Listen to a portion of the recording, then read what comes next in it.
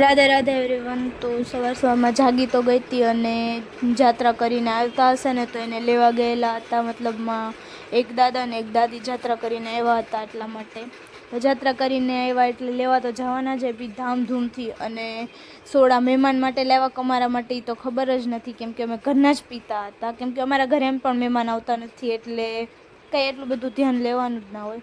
અને અમારા બાજુવાળા બીજા રહેવા ગયા હતા, તો એ આવેલા હતા બપોરે બેસવા માટે, અને એ ગયા પછી મમ્મી પપ્પા પણ બહાર ગયા હતા અને પાછા થઈ ગયા હતા એકલા।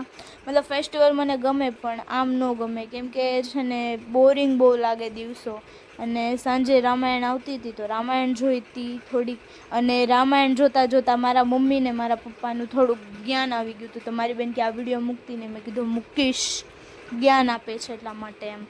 પછી સાંજે મારા મમ્મી રસોઈ બનાવતા હતા, હું મારી બેન ને મારા પપ્પા જોતા હતા રામાયણ। અને રામાયણ પણ પૂરી થઈ ગઈ હતી, મતલબ હાવ નહીં, એપિસોડ પૂરો થઈ ગયો હતો। અને એપિસોડમાં લવકુશ જે કથા કહે છે પૂરી થઈ ગઈ હતી, અને સીતા માતા ભૂમિમાં સમાવેશ થતો તો એ વાળો એપિસોડ હતો।